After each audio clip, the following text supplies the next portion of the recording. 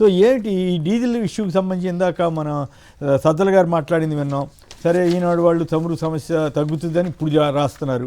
మరి అసలు చమురు స్టాక్ బోర్డులు నో స్టాక్ బోర్డులే కనపడడానికి వీల్లేదని చంద్రబాబు గారు ఆదేశించిన తర్వాత కూడా ఈ పరిస్థితి. సో దీని రొయ్యల రైతులు పాపం వాళ్ళంతా ఆందోళన. సో ఓవరాల్గా మీకేమనిపిస్తుంది ఈ వీడియోలు చూసిన తర్వాత కుర్రాడిని?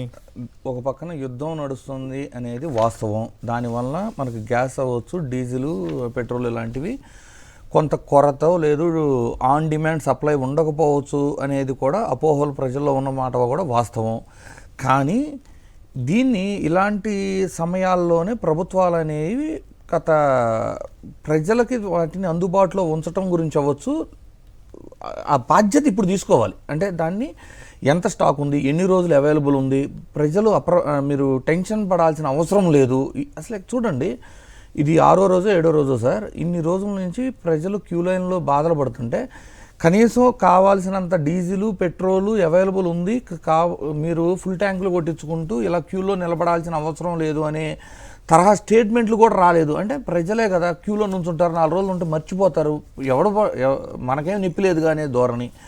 2, మీరు గుర్తుంచుకోండి, నోట్ల రద్దీ సమయం గుర్తుంది కదా, నోట్ల రద్దీ సమయం అవచ్చు, ఇప్పుడు అవచ్చు. ఈ 2 సందర్భాల్లోనూ చంద్రబాబు గారే సీఎంగా ఉండారు, బీజేపీ ప్రభుత్వమే కేంద్రంలో అధికారంలో ఉంది. 2 సార్లు కూడా వీళ్ళు పొత్తులో ఉండి వీళ్ళు కూడా క్యాబినెట్ మినిస్ట్రీ ర్యాంకులు కూడా తీసుకొని ఉన్నారు.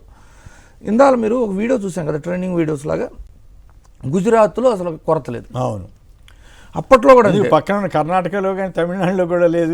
ఇప్పుడు హైదరాబాద్లో కొంత ఉంది, ఈ రకరకాల ఆ స్థాయిలో కాకపోయినా కొద్దిగా ఉంది. ఇక్కడ యాక్చువల్గా హైదరాబాద్లో ఇష్యూ లేదు సార్. ఇప్పుడు ఏమైంది అంటే పక్క రాష్ట్రంలో ఇలాంటి సిచ్యువేషన్ చూసి మీడియాలో చూస్తున్న తర్వాత ప్రజలు సేఫ్ సైడ్ కోసం అని క్యూలో ఉండి కొట్టించుకుంటున్నారు. కానీ నిన్న ఎక్స్ప్రెస్లో ఒక స్టోరీ రాశారు, ఆంధ్ర బోర్డర్లో ఉన్న ప్రాంతాల్లోకి వచ్చి తెలంగాణలోకి వచ్చి ఇక్కడ కొనుక్కుని వెళ్ళిపోతున్నారంట, అది కొట్టించుకుని వెళ్తున్నారంట పెట్రోల్. ఇంకొకటి మీరు నోటీస్ చేశారో లేదో, ఈ సంక్షోభం ఎప్పుడైతే స్టార్ట్ అయిందో శనివారం రోజు చంద్రబాబు గారు సీరియస్ అయ్యారని కథనాలు రాశారు, నో స్టాక్ బోర్డులు కానీ. ఆదివారం రోజు నో స్టాక్ బోర్డులు రాష్ట్రం అంతా. అంటే ఈయన సీరియస్ అవ్వటం, వెంటనే చూస్తే అసలు నో స్టాక్. అంటే ఇవన్నీ ఎలా ఉంటాయంటే మీడియా కథనాలు, ఆయన సీరియస్ అయ్యాడు అంటే సీరియస్ అయితే సొల్యూషన్ అయిద్దా ఏంటి? బోర్డులు లేకపోతే ఏమవుతుంది, ఆయిల్ దొరకాలి కానీ ఆయిల్ ఉంటే బోర్డులు పెడతారా? రెండోది, అక్కడ చూడండి, ఆ రోజున శనివారం రోజు తర్వాత ఇమీడియట్గా పేపర్లో కథనాలు అవ్వచ్చు, టీడీపీకి అనుకూల మీడియాలో వచ్చిన స్టోరీస్ అవచ్చు. ఎలా ఉంటాయి అంటే క్యానుల్లో వచ్చి కొట్టించుకెళ్తున్నారు, దాన్ని ముందు ఆపేస్తున్నాము, బైక్ అయితే ఎంత, కారుకి అయితే ఎంత, బస్సు లాంటి వాటికైతే ఎంత అని ఒక లిమిటెడ్ ప్రైస్ ఎంత అమౌంట్ కొడతారని రాశారు. అంటే వాళ్ళ కనీస అవగాహన లేదు. 5-6 రోజుల తర్వాత ఈ సంక్షోభం వచ్చిన తర్వాత కూడా రైతులకు అవసరమే ఉంటుంది, కన్స్ట్రక్షన్ దగ్గర ఏ అవసరాలు ఉంటాయి, అంటే ఆక్వాలో ఎలాంటి పరిస్థితులు ఉంటాయి, వాళ్ళకి డీజిల్ అవసరం ఏంటి అనే కనీస అంటే అవగాహన లేకుండా అధికారులు కానీ మీడియా కానీ వ్యవహరిస్తుంది. అంటే ఇది కేవలం చంద్రబాబు గారికి భజన చేయాలనే కానీ రాష్ట్రంలో నెలకొన్న పరిస్థితులు అవ్వచ్చు, ప్రజలు పడుతున్న ఇబ్బందుల గురించి కానీ దాన్ని సాల్వ్ చేద్దామనే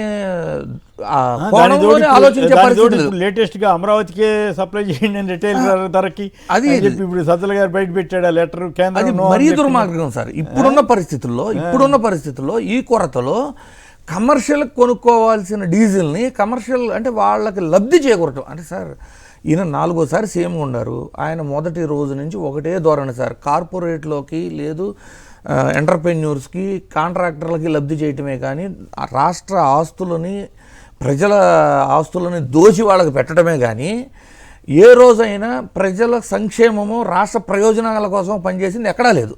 ఇప్పుడు కూడా ఏంటి, ఆ డీజిల్ కమర్షియల్కి అయితేనేమో 153 రూపాయలు, రీటైల్లో ప్రజలకైతే 98 రూపాయలు ఉంటే వాళ్ళకు కూడా ఇందులోనే ఇవ్వండి. దానివల్ల వాళ్ళు అమరావతిలో అంటే కంఫర్ట్గా పనిచేయడం కాదు, వాళ్ళకి లబ్ధి పొందటం. అంటే ఇయే కదా కిట్కో ప్రోలు అంటే. అది ఇందాక చూసాం కదా, గాజు పలకలని అంటే తెలుగులో పెట్టారు, అంటే అద్దాలు వేస్తున్నందుకు ఆ బిల్డింగ్లకి 2,500 కోట్లని వాళ్ళే చెబుతున్నారు. చూడండి, చాలా దారుణంగా ఉంది. ఋషికొండలో ఆ రోజున ప్యాలెస్ అన్నారు, ఈరోజు పర్యాటకానికి సంబంధించి అని వీళ్ళే చెప్తారు కానివ్వండి. 400 కోట్ల ఖర్చుతో అంతటి సుందరమైన భవనాలు నిర్మిస్తే అలాంటి 2,500 కోట్లు 6 అలాంటివి 6 అద్దాలు పెట్టే ఖర్చుతో 6 బిల్డింగ్లు కట్టచ్చు. ఏదో ఋషికొండలో కట్టిన బిల్డింగ్ లాంటివి 6 కట్టచ్చు. రైట్.